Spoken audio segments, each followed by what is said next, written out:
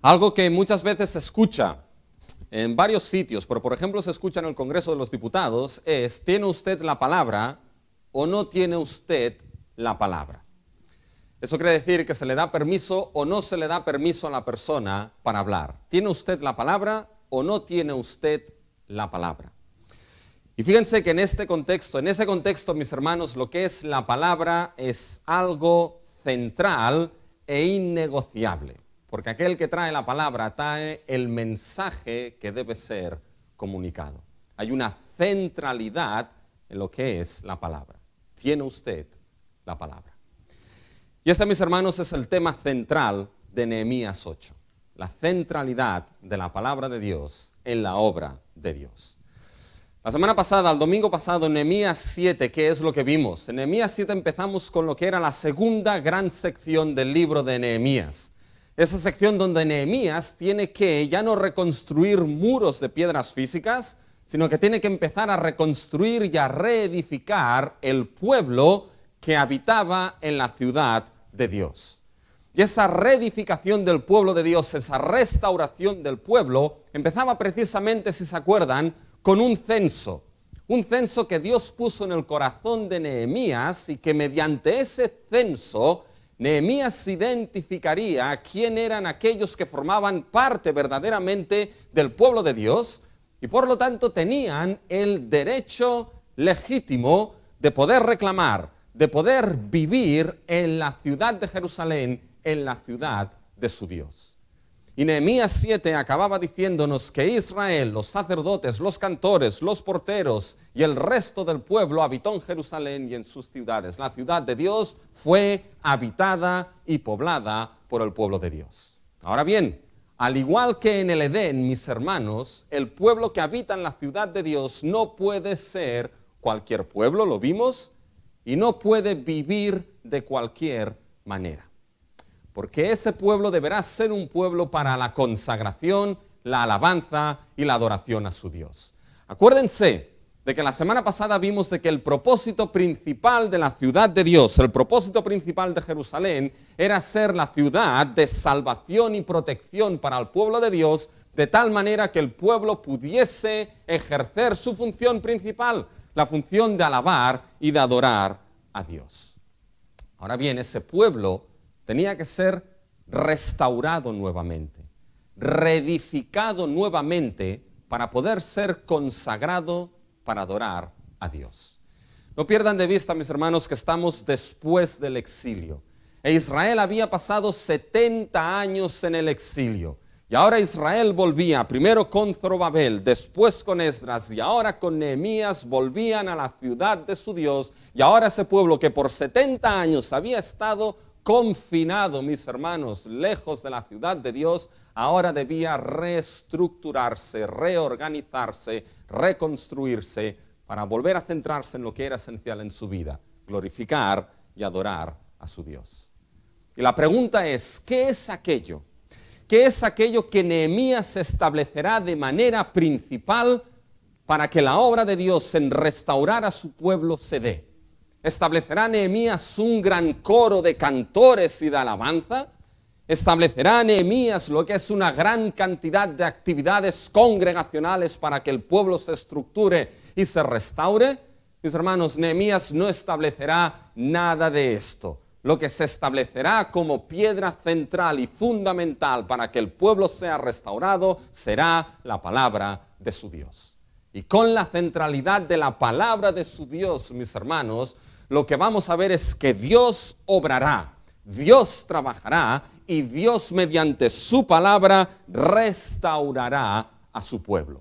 Y esa restauración la veremos en Nehemías 9, Nehemías 10, Nehemías 11, pero todo empezará por poner en su sitio de manera central la palabra de Dios.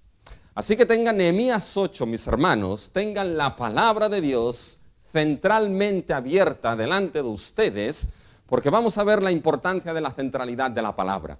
Y con esto vamos a ver tres cosas en el día de hoy, 3 puntos en el día de hoy. Primero, el punto que ya les ha salido, la palabra debe de ser central en la obra de Dios para restaurarnos como pueblo.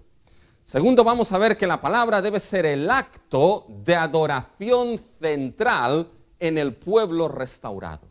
Y tercero, veremos que la palabra es el medio central por el cual Dios restaura a su pueblo. Esas tres cosas las vamos a ver en Nehemías 8. Fíjense, el primer punto, la palabra debe ser central en la obra de Dios para restaurarnos como pueblo. Y debe ser central de dos maneras. Lo vamos a ver aquí en Nehemías. Primeramente, debe ser central en el interés unánime del pueblo de Dios. Debe haber un interés unánime en el pueblo por la palabra de su Dios. Y eso empezamos a verlo ya en los primeros 3 versículos, que en cierta manera es la introducción de todo lo que va a suceder en Nehemías 8. Y si se dan cuenta, los primeros 3 versículos, mis hermanos, Nehemías nos sitúa dónde sucede toda la acción. El pueblo se reunió, fíjense, en la plaza que está en la puerta de las aguas. Fíjense en Nehemías 1. Y se juntó todo el pueblo como un solo hombre en la plaza que está delante de la puerta de las aguas. Fíjense cómo Nehemías vuelve a repetir esto en lo que es el versículo 3, donde se leyó la ley de Dios. Y leyó en el libro delante de la plaza que está delante de la puerta de las aguas. Nehemías es cuidadoso en indicarnos dónde la acción de situar centralmente la palabra de Dios sucede. Y es sorprendente porque parece que el pueblo de manera espontánea se reunió, mis hermanos, en la plaza, delante de la puerta de las aguas. Parece una reunión espontánea, pero vamos a ver cómo no era tan espontáneo ni tan improvisado lo que ahí sucedió. La congregación, la asamblea oficial de Dios se reunió precisamente en esa plaza delante de la puerta de las aguas. Y es curioso que se reuniese ahí. ¿Y por qué no reunirse, mis hermanos, en el templo? Porque si vamos a Esdras, nos vamos a dar cuenta que si leen Esdras, mis hermanos, esta reunión y esta asamblea no es la primera vez que pasa. En el libro de Esdras ya se nos menciona que el pueblo se reunió, que el pueblo se congregó, pero en Esdras el pueblo se reunió y se congregó en el templo, delante del altar que se había construido para ofrecer sacrificios. Pero aquí no se reúnen en el templo. No se reúnen en lo que es el centro de la vida religiosa y de adoración del pueblo de Israel. Se reúnen en una plaza. Y en la plaza que estaba delante de la puerta de las aguas. Una puerta, mis hermanos, que no daba primeramente al templo. Una puerta que daba a lo que ella al torrente de Gihón, en el valle de Gihón, en la parte este de la ciudad. Y la pregunta es, ¿por qué el pueblo, como un hombre, se reunió en esa plaza delante de una puerta? Y esto, mis hermanos, tiene que llevarnos a entender el significado y la importancia de las puertas en el Antiguo Testamento y la importancia de las puertas en aquella cultura. Nosotros no le damos mucha importancia a las puertas, pero en aquel tiempo las puertas de las ciudades eran muy importantes. ¿Por qué? Porque eran las puertas de las ciudades donde muchas veces se tomaban decisiones. Eran las puertas de las ciudades donde los jueces muchas veces se reunían para ejercer juicio y para tomar decisiones. Eran las puertas de las ciudades donde la sabiduría, el entendimiento y el conocimiento debía ejercerse para poder tomar decisiones que después se aplicasen y rigiesen la vida. Fíjense en el libro de Proverbios. Fíjense en Proverbios capítulo 1, los versículos del 20 al 21. ¿Qué es lo que se nos dice? Fíjense cómo Salomón toma esta importancia de las puertas. Dice, la sabiduría clama en las calles, alza su voz en las plazas, clama en los principales lugares de reunión, en las entradas de las puertas de la ciudad, da sus razones. ¿Se dan cuenta lo que dice Salomón en Proverbios? En las calles clama la sabiduría, alza su voz en las plazas, en los sitios de reunión, en las puertas de la ciudad, la sabiduría, el conocimiento da sus razones. Y es precisamente en este lugar donde el pueblo se reunió. Se reunió en una plaza, delante de la puerta de las aguas, donde la sabiduría clamaba, donde la sabiduría tenía que dar sus razones, donde la sabiduría y el entendimiento debía ser ejercido. El templo era un lugar muy importante. porque era el centro de la vida religiosa y de adoración del pueblo de Dios. Pero ¿saben qué? En el templo no se daba la vida diaria y del día a día del pueblo de Dios. Yo vivo en una plaza, bueno, no exactamente, vivo en mi casa que está en una plaza. Y justo delante de mi casa hay lo que es una iglesia que ya lleva años ahí, mis hermanos. ¿Y saben qué? No es en la iglesia donde se da el día a día de la vida de ese barrio. Es en la plaza. En la plaza vemos día a día lo que son los transportistas, los cuales sacan los barriles de cerveza y hacen un ruido insoportable, mis hermanos. Vemos precisamente lo que son los borrachitos que están por ahí a lo largo del día. Vemos lo que son los comerciantes en la plaza. Vemos que este fin de semana, si se acercan, nos han montado lo que es un mercadillo solidario. ¿Ah? No se da, mis hermanos, la vida en lo que es la iglesia que está delante, sino que el día a día, la reunión del pueblo, la vida diaria del pueblo se da precisamente en la plaza. Y es ahí donde el pueblo se reunió. Se reunió en el lugar, no solamente porque era una plaza y había sitios, sino en el lugar donde se daba la vida diaria del pueblo. El día a día, delante de las puertas donde la sabiduría debía ser escuchada, donde el entendimiento para entender sabiduría debía ser ejercido.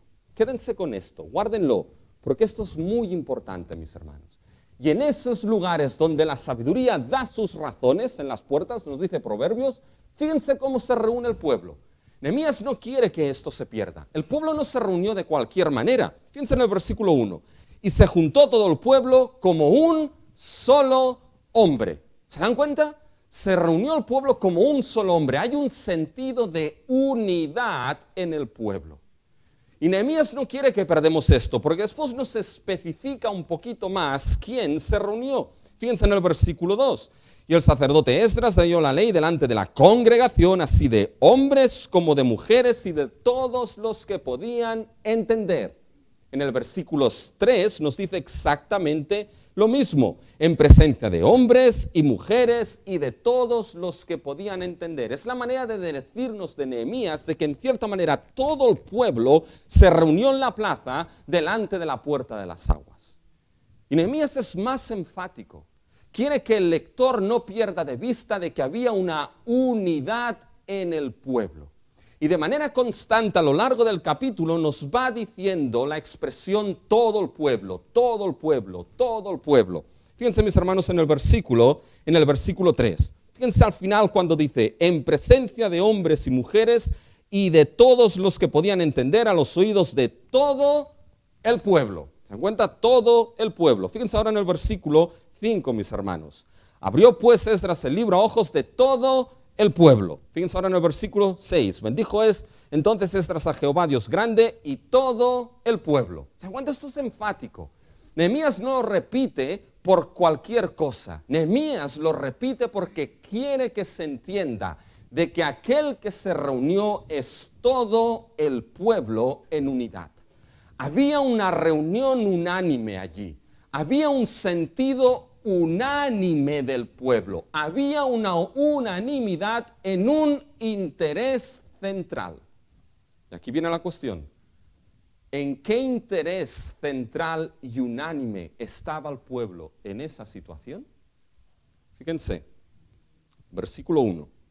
Se reunieron en la puerta de las aguas y dijeron a Esdras el escriba que trajese el libro de la ley de Moisés, la cual Jehová había dado a Israel.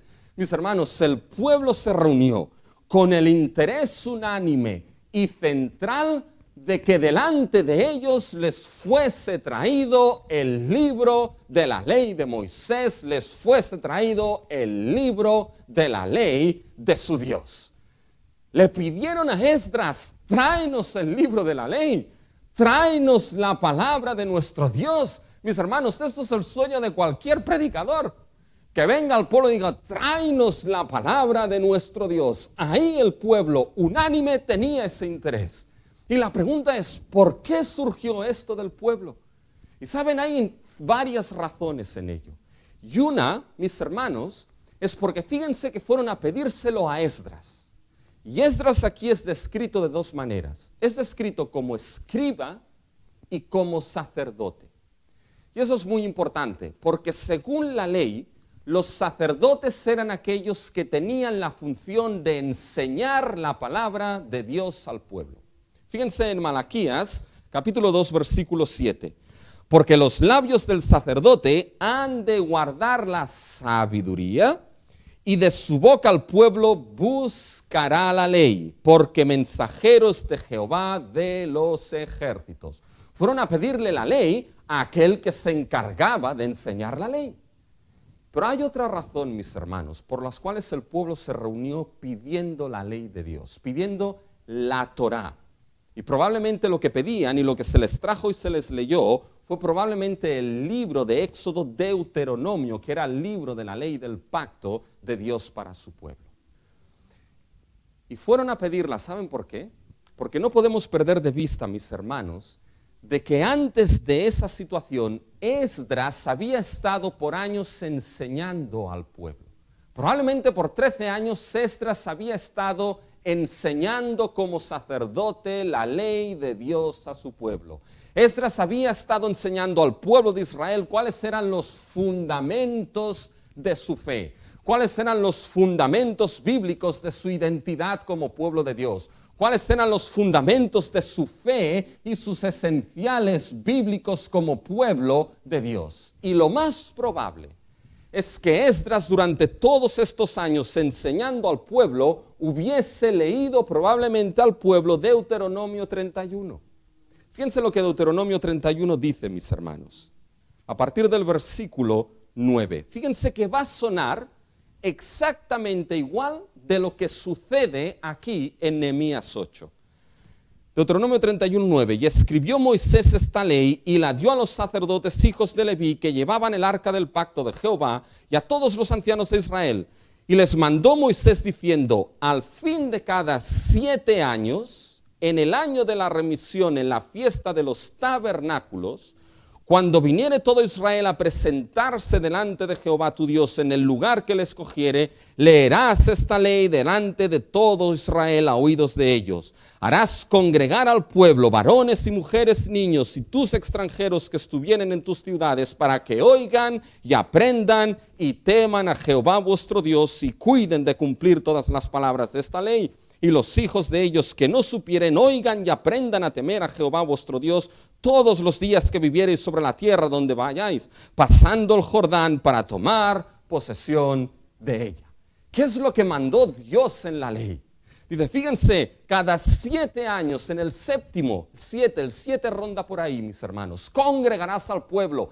Y la ley se leerá al pueblo, a hombres, a mujeres, a niños, y escucharán y aprenderán y entenderán a temer a su Dios del pacto.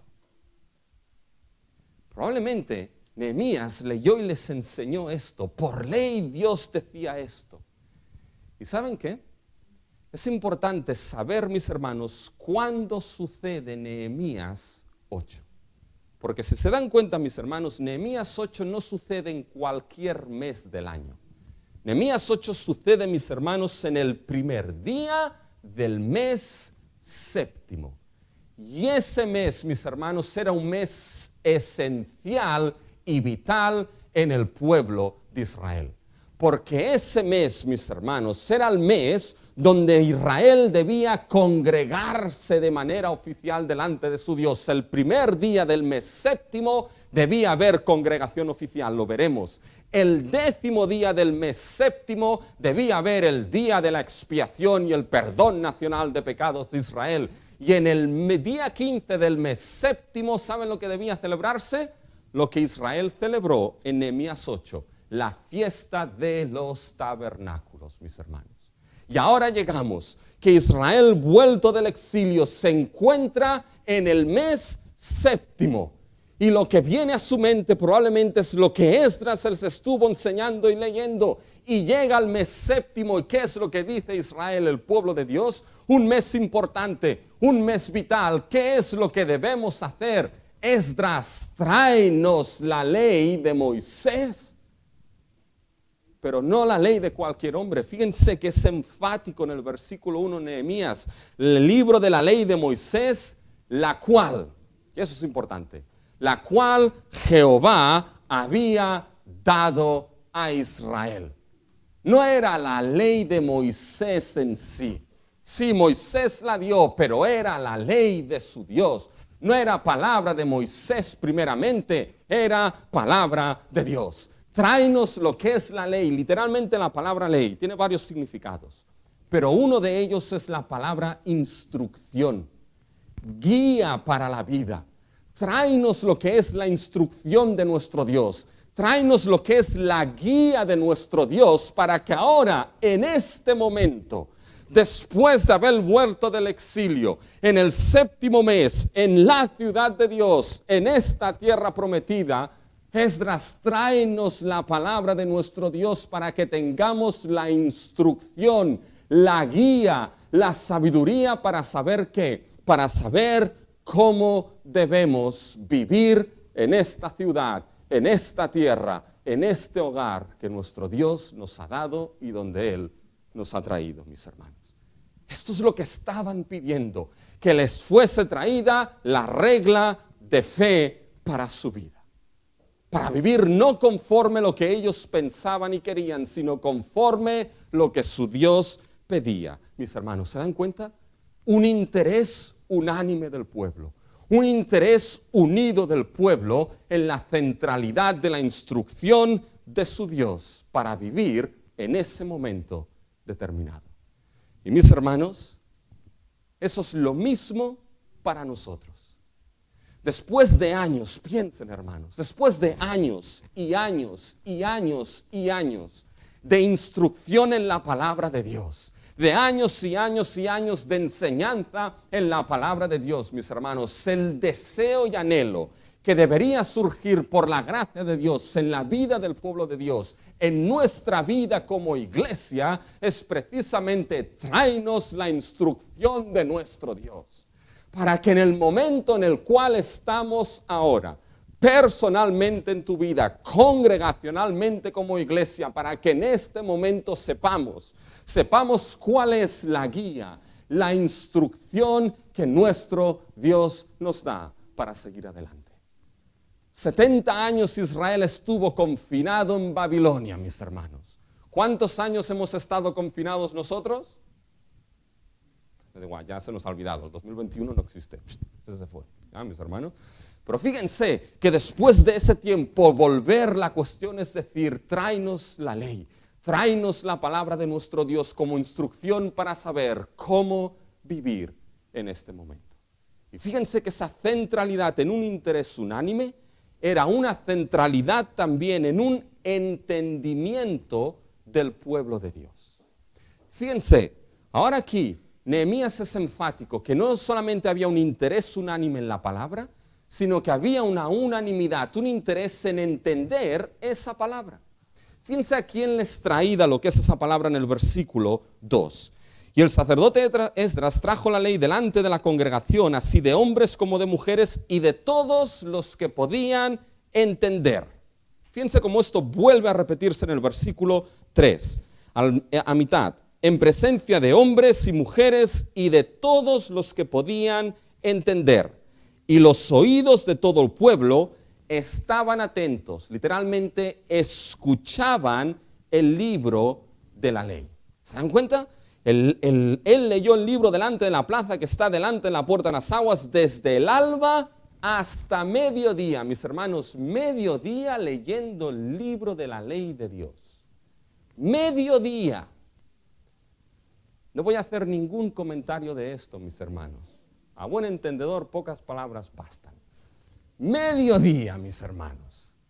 Y fíjense que lo leyó en presencia de hombres, mujeres y enfáticamente, y de todos los que podían entender. Nadie quedaba exento aquí. Hombres, mujeres y todos los que tenían un entendimiento. La idea aquí, la idea literalmente que Nehemías está diciendo aquí es que se les trajo la palabra de Dios, la ley, delante de hombres y mujeres y de todos los que tenían la capacidad, la habilidad de entendimiento para poder escuchar y para poder obedecer esa palabra, Porque el término que Nehemías está utilizando aquí para entender, ¿saben? Es un término que se utiliza mucho en la literatura de los libros de sabiduría en lo que es la Biblia. Nehemías está diciendo, aquellos que tenían la capacidad de ejercer sabiduría, entendimiento. Por eso, mis hermanos, la ley fue leída en las plazas y en las puertas. Porque eran lugares donde la sabiduría debía ser ejercida, mis hermanos. Y lo que ahora has traído al pueblo en esa plaza y en esa puerta, ¿saben lo que es? Lo que es traído al pueblo no es cualquier tipo de sabiduría. Lo que es traído al pueblo no es la sabiduría de Moisés, no es la sabiduría de Esdras, es la sabiduría de Dios. Y delante de esa sabiduría, en las plazas, mis hermanos, la sabiduría que clama, la sabiduría que alza su voz en esa plaza delante del pueblo es la sabiduría del Dios grande y del Dios altísimo. Y el pueblo que estaba ahí debía tener la centralidad en ejercer sabiduría para poder entender, discernir esa sabiduría de Dios y aplicarla a su vida. Porque esto es lo que es la sabiduría, mis hermanos. La sabiduría no es simplemente el conocimiento. La sabiduría es un conocimiento, es tener conocimiento y ser capaz, mis hermanos, de aplicar ese conocimiento a la vida diaria para poder tomar decisiones correctas, decisiones rectas, decisiones sabias en la vida según la sabiduría que nos ha sido dada. Y esto es lo que debía ejercer Israel. Una centralidad en entender esa palabra, en entender esa sabiduría. ¿Para qué? No solamente para escucharla, no solamente para oírla, no solamente para decir qué buena que es esa sabiduría, sino entenderla y poder, por la gracia de Dios, aplicarla para vivir día a día en su vida conforme a esa sabiduría. ¿Cuál es el principio de la sabiduría, mis hermanos? El principio de la sabiduría es el temor a Jehová. Y cuando hay temor a Jehová, mis hermanos, ¿saben que habrá también reverencia a lo que es la sabiduría misma de ese Dios al cual se teme, la sabiduría dada en su ley, dada en su palabra? Y cuando hay el principio de la sabiduría Jehová, cuando hay reverencia a esa sabiduría dada en su palabra, mis hermanos, entonces habrá un interés común. El interés común de centralizar y entender esa sabiduría divina para poder vivir conforme a ella. Poder vivir no conforme a la sabiduría del mundo, sino poder vivir conforme a la sabiduría de nuestro Dios. Mis hermanos, esto es lo que le fue dado a Israel, pero cuando nosotros vamos al Nuevo Testamento, nos encontramos al apóstol Pablo, a quien le dijo a los corintios, este Cristo Jesús por nosotros fue hecho, ¿qué? Fue hecho sabiduría. Cuando Pablo escribe a los corintios, les escribe diciendo, no he venido aquí a predicar sabiduría de hombre, sino que he venido a predicar en poder y demostración del Espíritu Santo esa sabiduría de Dios, la cual estaba escondida en los tiempos pasados, pero que ahora os ha sido dada a conocer. ¿Y cuál es esa sabiduría de Dios, mis hermanos? Es esa sabiduría de que el Padre dio a su Hijo para morir en la cruz, para hacer nuestra salvación, perdón y redención. A los corintios les dijo, para algunos eso es locura, pero para vosotros, los que creéis, esta sabiduría de Dios en Cristo y el Evangelio es poder para salvación. Y esa sabiduría es la única que va a construir y a edificar a la iglesia de Dios conforme a la sabiduría que Dios quiere para su pueblo y no la del mundo. ¿Saben qué, mis hermanos? La palabra de Dios nunca fue dada simplemente para ser escuchada y que entrase por un oído y saliese por otro. La palabra de Dios nunca fue dada y el Evangelio nunca fue dado para que uno escuchase y dejase su cerebro en la puerta. La revelación de Dios es una revelación racional. ¿En qué sentido? En que debe ser entendida y comprendida para poder ser, por la gracia de Dios, mis hermanos, aplicada. Cuando hay ese interés unánime en centralizar y en entender, mis hermanos, es cuando las cosas Dios empezará a trabajar para restaurar y reavivar su pueblo.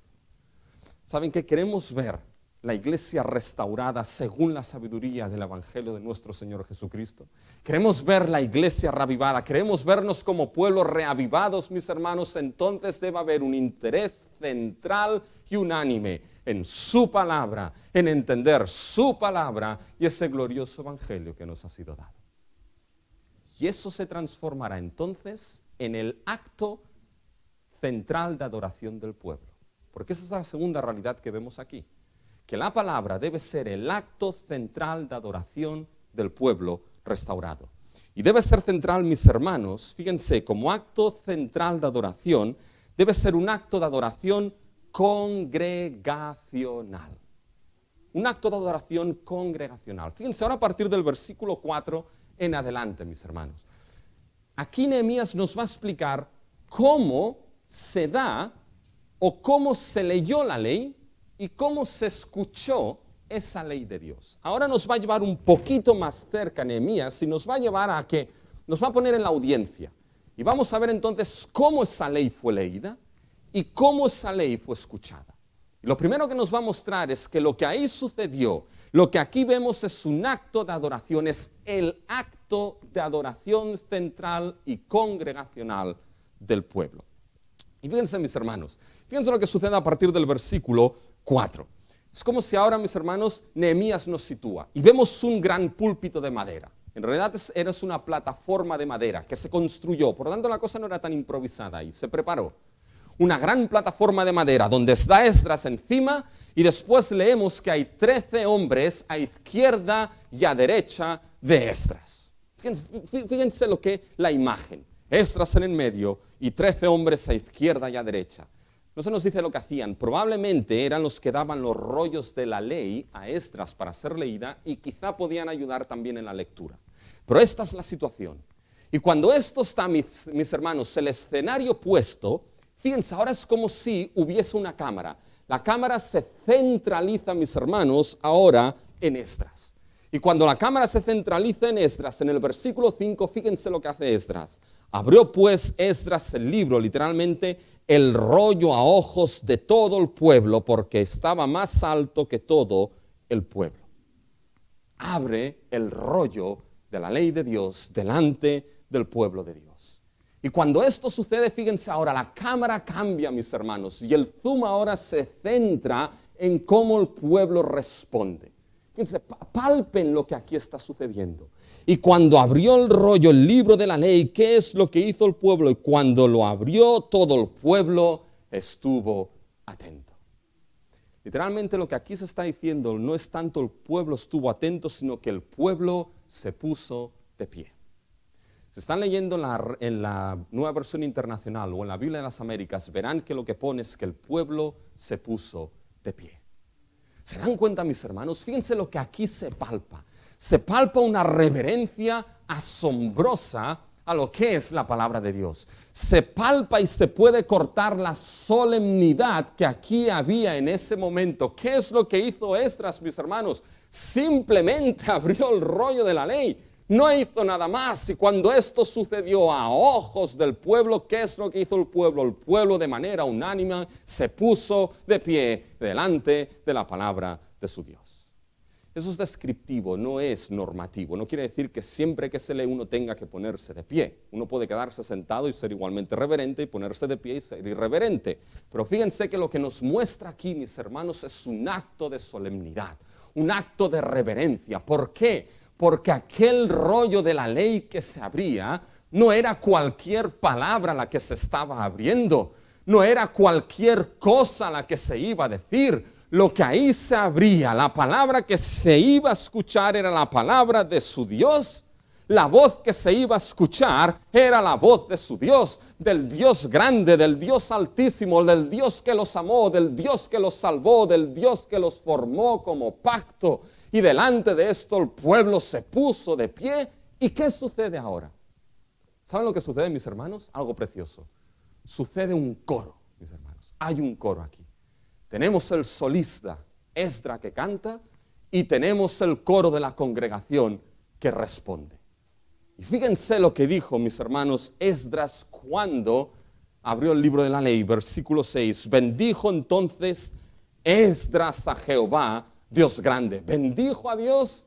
¿Y qué es lo que hace ahora el pueblo? ¿Cómo responde? Fíjense, y todo el pueblo respondió, amén, amén, alzando sus manos y se humillaron y adoraron a Jehová inclinados a tierra. ¿Se dan cuenta? ¿Qué es lo que hizo Esdras? Bendijo a Dios. ¿Cómo responde el pueblo? Amén. Y se humilló, se postró y adoró a su Dios. Mis hermanos, estos elementos, bendición, proclamación, postrarse, humillarse, adorar. ¿Saben lo que es esto, mis hermanos? Esto es un acto de adoración, mis hermanos. Lo que aquí se estaba produciendo en este momento, mis hermanos, era un acto de adoración congregacional a Dios, mis hermanos. Lo que nos muestra esto es que la lectura de la palabra, la exposición de la palabra, la atención de la palabra va a ser el acto central y congregacional del pueblo de Dios. En Nehemías 7, mis hermanos, vimos que el propósito de la ciudad de Dios era ser una ciudad de alabanza y de adoración a su Dios. Vimos que había un énfasis en lo que era básicamente los sacerdotes. Y uno podría pensar, ahora lo que se establecerá como acto central de adoración a Dios es precisamente un gran grupo de alabanza, una gran cantidad de canciones, pero no es así. El primer acto y central de adoración del pueblo es la lectura, exposición y atención de la palabra de su Dios. Y saben, si lo entendemos así, mis hermanos, estamos en línea con lo que eran los reformadores, mis hermanos, de la reforma que decimos que venimos. Porque los reformadores tenían algo bien claro. Los reformadores entendían que el acto central de adoración del pueblo, cuando la asamblea de Dios se reúne, era la predicación y atención de la palabra de Dios. Incluso Lutero, que escribió una gran cantidad de himnos, que requería que sus estudiantes aprendiesen música y estuviesen formados en música. Así que yo lo tendría bien mal ahí, mis hermanos. No pasaría, suspendería. Pero incluso Lutero, que requería esto, Lutero tenía claro que el acto central, capital, básico y de adoración central del pueblo de Dios es la predicación y atención de la palabra de Dios. No es la música, aunque tenga su sitio. No son las oraciones, aunque tienen su sitio y importancia. Es la lectura, exposición y atención de la palabra de Dios. Ese es el acto congregacional de adoración a Dios. Y saben, tristemente, mis hermanos, esto se está perdiendo hoy en día. Porque nos encontramos, mis hermanos, una gran cantidad de iglesias donde a esto se le ha dado la vuelta. Donde lo que prima primeramente es la música y la palabra de Dios queda a un ladito. Donde se habla de la palabra de Dios, que menos es más. Pero no me encuentro que me digan esto en las ofrendas, ¿sabes? Menos es más. Eso no me lo encuentro. Pero mis hermanos, donde hay aquellos que a veces se mueven más por lo que es las emociones que la música puede producir que no por lo que es la centralidad y el mensaje y la fidelidad de la palabra de Dios. Esa es la adoración principal. Fíjense que aquí lo vemos. Esdras como lector y predicador y la congregación que respondió y conjuntamente ese acto de adoración a su Dios. Si pensabas que lo que era la predicación no iba contigo, te equivocas. Si pensabas que solamente tiene que ver con la persona que está aquí delante y nada tiene que ver contigo que estás sentado en los bancos, te equivocas. Porque es un acto de adoración congregacional, del que expone y del que escucha, mis hermanos. Y lo que nos muestra aquí es esa alta reverencia, en esa centralidad de la adoración del pueblo a lo que era la palabra de su Dios. Porque era la palabra de Dios, mis hermanos. Es la palabra de Dios. Es la palabra del Dios vivo y verdadero. Saben, a veces se lo he explicado esto, estoy seguro, pero en Canadá, cuando se leía la palabra, no te dejaban entrar si estabas fuera.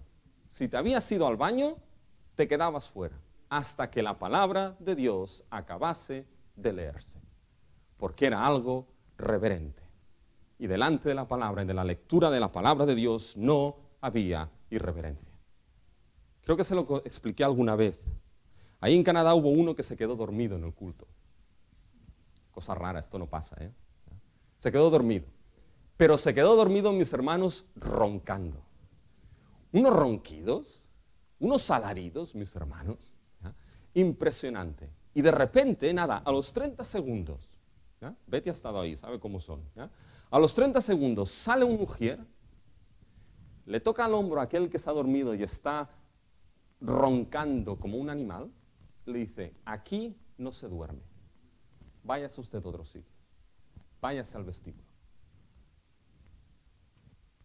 Chapeau, chapeau, mis hermanos. Porque la palabra de Dios, cuando se expone la voz de Dios, mis hermanos, no es para quedarse dormido delante de ella. Porque Dios nunca nos trajo su palabra para que delante de ella el pueblo se quedase dormido, mis hermanos. Porque es el principal acto de adoración que tenemos a nuestro Dios. Escuchar su voz y que Dios nos hable. Pero ¿saben qué? Para que esto sea un acto de adoración congregacional, mis hermanos, la palabra no puede estar de cualquier manera.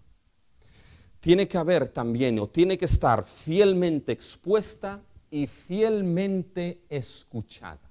Y eso es muy importante. Fíjense, ahora nos lo va a enseñar aquí Nehemías, mis hermanos. Porque uno puede decir, la palabra está ahí, puede decirlo 1, 4 o 5 mil veces, mis hermanos, pero el acto de adoración congregacional y fiel a Dios estará cuando la palabra está fielmente expuesta y fielmente explicada, mis hermanos. Y fíjense que ahora esto nos lo muestra aquí Nehemías. Fíjense en los versículos del 7 en adelante.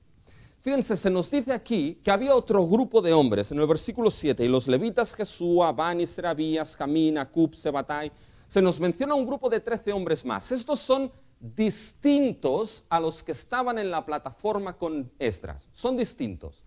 ¿Y qué es lo que hacían este grupo de hombres? Fíjense, mis hermanos, nos lo dice al final del versículo 7, hacían entender al pueblo la ley, y el pueblo estaba atento a su lugar. Hacían entender al pueblo la ley. Fíjense el versículo 8. Y leían en el libro de la ley de Dios claramente. ¿Se dan cuenta? La ley no se leía de cualquier manera. La ley no se exponía de cualquier manera. Se hacía entender. La leían claramente. Y aquí está el tema. ¿Qué quiere decir aquí Nehemías con que se leía claramente? Y hay varias opiniones. Una de ellas, mis hermanos, es que la ley se traducía. ¿Por qué? Porque debemos pensar que estamos después del exilio. Y por lo tanto nos encontramos en un momento que lo que se dio es que muchos habían empezado a perder lo que era la lengua hebrea y habían empezado a coger lo que era la lengua aramea y la lengua de Babilonia. Muchos habían casado con otras mujeres con otra lengua y habían empezado a perder el hebreo. Ya habían empezado a adoptar la lengua de Asdod y de otros pueblos. Y en el capítulo 13 vemos que esto sucedió. Y Nehemías se enfadó ante esto. Fíjense en Nehemías 13. Fíjense en los versículos del 23 en adelante. Vi asimismo en aquellos días a judíos que habían tomado mujeres de Asdod, amonitas y moabitas, y la mitad de sus hijos hablaban la lengua de Asdod porque no sabían hablar judaico, sino que hablaban conforme a la lengua de cada pueblo. Habían perdido su propia lengua. Entonces, esto no es tan difícil, mis hermanos. Cuando vivíamos en Canadá, nos dimos cuenta de que toda la inmigración que vino de Latinoamérica a Canadá, la primera generación todavía mantenía lo que era el español. Sus hijos ya empezaron a perderlo. Y si había otra generación, ya no hablaban castellano de ninguna manera. Hablaban básicamente inglés. Por tanto, dicen, esto es lo que sucedía aquí. Por tanto, hablar la ley claramente es que se traducía para que pudiesen entenderla. Es decir, era algún tipo, mis hermanos, de traducción simultánea al momento. ¿Ya? Se leía y aquellos hombres iban por el medio traduciendo simultáneamente esto. ¿Cuál es el problema de esto, mis hermanos? El problema es que Nehemías 13 nos sitúa después del segundo viaje de Nehemías a Jerusalén. Nehemías llegó en un primer viaje, reedificó Jerusalén, reedificó al pueblo y después volvió a Susa. Y después de 12 años volvió a Jerusalén y se encontró con esa situación del capítulo 13. En el capítulo 8 estamos en otro tiempo distinto, mis hermanos. Y cuando aquí Nehemías nos dice en el versículo 8, que se leía el libro de la ley de Dios, claramente lo que se está diciendo aquí, el verbo que se utiliza, es básicamente la palabra de separar, de dividir, de hacer distinción. Es muy parecido a lo que Pablo le dice a Timoteo en 2 de Timoteo 2:15, cuando le dice, procura con diligencia presentarte a Dios aprobado, como obrero que no tiene de qué avergonzarse, que usa bien, literalmente dice, que divide o que separa bien la palabra de verdad. Pablo le dice a Timoteo, sé obrero que no tiene nada que avergonzarse porque divide, expone, abre correctamente lo que es la palabra de verdad. Y esto parece ser lo que hacían aquí esos levitas, mis hermanos. Lo que estaban haciendo era dividir, separar, exponer, explicar esa ley de Dios al pueblo para que el pueblo la entendiese, mis hermanos. Estaban cogiendo la ley de Dios y como el minero que llega a la mina y que empieza a picar la piedra, abre y divide la piedra y empieza a sacar piedras preciosas de esa roca, mis hermanos, hacían lo mismo esos levitas. Abrían lo que era la ley de Dios y sacaban los preciosos tesoros de lo que esa ley significa. La exponían y la explicaban. ¿Saben lo que estaban haciendo? De cierta manera estaban haciendo predicación expositiva, mis hermanos. No estaban explicando historias. Esa no era su función. No estaban explicando chistes. Esa no era su función. No estaban explicando, mis hermanos, lo que era algo para entretener semanalmente al pueblo. Esa no era su función. Su función era decir, esto es lo que la ley de nuestro Dios dice. Esto es lo que la ley de nuestro Dios significa. Este es el mensaje que Dios dejó en su santa ley y en su santa palabra. Exponerlo y explicarlo al pueblo, mis hermanos. ¿Saben? Para aquellos, quizá había algunos allí, que quizá esperaban lo que era la historieta del día. Que quizá esperaban ser entretenidos con lo que era la ley de su Dios. Para esos, eso debió de ser una tortura insoportable, mis hermanos. ¿Y qué? Porque la función era exponer y explicar lo que la palabra de Dios decía. Porque la palabra de Dios nunca fue dada para entretener al pueblo. Nunca. La palabra de Dios fue dada para que el pueblo conociese a su Dios.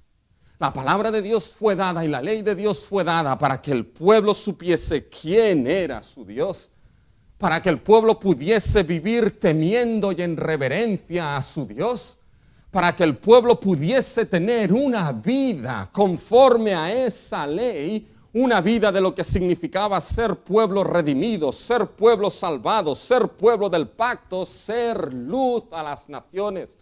Esa ley fue dada para que el pueblo fuese restaurado, reedificado, revivido, consagrado a su Dios para la alabanza y la adoración de su Dios. Nunca para entretener, siempre para restaurar al pueblo y reorientarlo a su función principal, ser de gloria y alabanza al Dios que les ha salvado. Y esto es lo que hacían, mis hermanos. Y saben, esa exposición principal, esa exposición debía estar, era central. Fielmente debía exponerse la palabra, porque eso era esencial para que pudiese entonces ser entendida correctamente.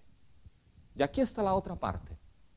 Para hacer una adoración congregacional no solamente se requiere lo que es una fidelidad en la explicación, sino una fidelidad en la atención a esta palabra. Una predicación fiel requiere una atención fiel, mis hermanos. Realmente se pone el énfasis siempre a este lado del púlpito. Pero déjeme que haga una cosa hoy. ¿Qué pasa con el otro lado del púlpito? ¿Qué pasa con la congregación, mis hermanos? En el acto de la predicación y la atención de la palabra. Fíjense cómo el pueblo escuchaba, mis hermanos. Fíjense lo que el pueblo hacía aquí. Versículo 7 al 8. Y el pueblo estaba atento, al final del versículo 7, el pueblo estaba atento en su lugar. Me gusta esto, ¿se dan cuenta? El pueblo estaba atento en su lugar. No se iban, no se movían, mis hermanos. Podían ir al baño alguna vez, claro que sí. Pero no iban 50 veces al baño, mis hermanos. Ahí estaban atentos, en su lugar. Y fíjense que a partir de aquí, ¿qué es lo que sucede? Ponían sus sentidos en la palabra. Fíjense el versículo 8. Y ponían el sentido de modo que entendiesen la lectura. Ponían sus sentidos, estaban atentos. ¿Saben qué? Esto, mis hermanos, es un acto de adoración. Porque si se han dado cuenta en todo Nehemías 8, ¿saben lo que se menciona? Se menciona ojos, oídos. Los oídos de ellos estaban atentos. Versículo 3. Los ojos de ellos estaban puestos en Esdras, que estaba más alto. Oídos, ojos, versículo 5. Y ahora versículo 8, todos los sentidos estaban puestos en entender la ley. Ojos, oídos, sentidos. ¿Saben? Esto tiene que ver con la adoración, mis hermanos. Y me dirán, ¿cómo tiene que ver con la adoración esto? ¿Saben? Hay un libro que se llama Nos convertimos en lo que adoramos. El autor se llama Greg Beale. Nos convertimos en lo que adoramos. Y el autor argumenta lo siguiente. Argumenta que la Biblia utiliza los sentidos, ojos, oídos, olfato, manos, para describir lo que es la adoración. Y la Biblia utiliza los sentidos atrofiados e inútiles para describir a los ídolos falsos. Por ejemplo, en el Salmo 115 describe a los ídolos falsos como que tienen manos y no palpan, tienen narices y no huelen, tienen ojos y no ven, tienen oídos y no escuchan. Los ídolos falsos tienen los sentidos atrofiados. Y nos damos cuenta de que aquellos que adoran a ídolos falsos, que tienen una adoración pagana e idolátrica, ¿saben lo que les sucede? Se convierten exactamente en lo mismo que adoran. Sus ojos no ven, sus oídos no escuchan, sus corazones son engordados. Lean Isaías 6. ¿Y qué es lo que le dice Dios a Isaías? A causa de la idolatría del pueblo, de su adoración idolátrica, va Dios y le dice a Isaías, ve a este pueblo, engorda sus corazones, que sus ojos no vean, que sus oídos no oigan, es decir, que se tornen en eso que ellos estaban adorando. Por lo tanto, la Biblia utiliza esos sentidos atrofiados e inútiles para referirse a la adoración pagana e idolátrica, pero los sentidos vivos que ven y oyen, la Biblia los utiliza ¿para qué? Para la adoración genuina al Dios vivo y verdadero. Y aquí estaban mis hermanos, el pueblo con sus oídos, con sus ojos puestos en la palabra de su Dios vivo y verdadero. Era un acto de adoración. Y saben, mis hermanos, yo desde esta parte del púlpito debo preguntarme, ¿cuál es mi situación frente a la fidelidad en la exposición de la palabra de Dios? Porque este es mi acto de adoración. Y del otro lado deben preguntarse, ¿cuál es su situación frente a la atención fiel de la palabra de Dios, mis hermanos? Leí un libro hace poco que el autor decía de aquellos que se duermen en la predicación. Lo decía el autor, yo lo leí, ¿vale? De aquellos que se duermen en la predicación, que se cruzan de brazos, se ponen cómodos en los bancos, que ya es difícil, se ponen cómodos en los bancos, y entonces lo que hacen es cerrar sus ojos y sus oídos al momento que empieza la predicación, justo para volver a abrirlos para el amén final cuando la predicación termina. Y el autor decía, bueno, va bien que al menos tomes atención porque esto ayuda al predicador. Y mis hermanos, sí, ayuda, ¿ya? Pero saben que este no es el punto principal. El punto principal no es nuestra actitud delante del predicador, el punto principal es tu actitud delante de Dios. Y de esa palabra de Dios que está siendo expuesta y hablada, mis hermanos. Es la adoración que rendimos, que rindes y que das a Dios en ese acto central de la predicación de la palabra. Mis hermanos, saben que no queremos otra cosa que no sea la palabra de nuestro Dios expuesta. No queremos otra cosa, mis hermanos, que no sea una atención fiel a la palabra de nuestro Dios. Y ahora fíjense, con esto llegamos al último punto y voy a hacerlo rápido, mis hermanos. Cuando la centralidad de la palabra es puesta, cuando se convierte en ese acto de adoración central, fielmente expuesta y fielmente escuchada, la palabra se convierte en el medio central por el cual Dios restaura a su pueblo. El medio central, mis hermanos, fíjense, en el cual somos fortalecidos en el gozo de la salvación de nuestro Dios. Fíjense, ahora dirán, bueno, ¿y cómo va a hacer los otros 18 versículos? Fíjense, es muy rápido, porque es entender lo que aquí sucede. Fíjense el versículo 9, mis hermanos. Y Nehemías, el gobernador, y el sacerdote Esdras, escriba, y los que querían entender al pueblo, dijeron al pueblo: días santos a Jehová nuestro Dios, no os entristezcáis ni lloréis, porque todo el pueblo lloraba oyendo las palabras de la ley. El pueblo empezó a llorar. Algo pasó en el pueblo cuando esa ley fue leída y explicada. El pueblo tuvo convicción de sus pecados. No se nos dice de qué, pero algo entendieron, de que conforme a la ley su vida no estaba correcta. Y esa es una de las funciones principales de la palabra, traer esa convicción de pecado cuando la vida delante de Dios y su palabra no es correcta, mis hermanos. Y es algo que no gusta, pero muchas veces el primer paso a la restauración, ¿saben cuál es? Es la convicción traída, mis hermanos, por el Espíritu. Es esa convicción traída por esa palabra, pero ¿para qué? No para que uno solamente se sienta culpable, sino para que pueda mirar el gozo de la salvación de Dios que nos ha sido dado en Cristo Jesús. Ese es el mensaje del Evangelio. Arrepiéntete y cree en Cristo y en el Evangelio del reino. Y Nehemías les dice, no es tiempo de llorar ahora, ya llegará en el capítulo 9. Es tiempo de comer.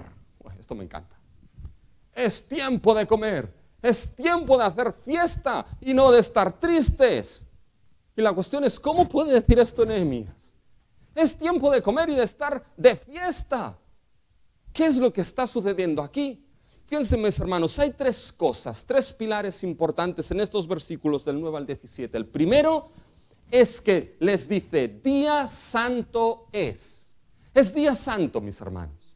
Lo segundo, lo que les dice es que hay una combinación de convicción de pecado que es transformada en alegría. El lamento es transformado ¿en qué? En baile. Y segundo, los cabezas de familia fueron a un estudio bíblico y aprendieron, ¿saben de qué? De celebrar la fiesta de los tabernáculos. Hagan una cosa, mis hermanos, no tengo tiempo, pero en casa lean Levítico 23, del versículo 23 al 43. ¿Y saben lo que sucede ahí? Lo que se nos dice en Levítico 23 es que el primer día del mes séptimo haréis fiesta, congregación solemne y santa. En el día 10 haréis convicción de pecado, pero que será transformado en alegría, porque el día 10 del mes séptimo es día de expiación.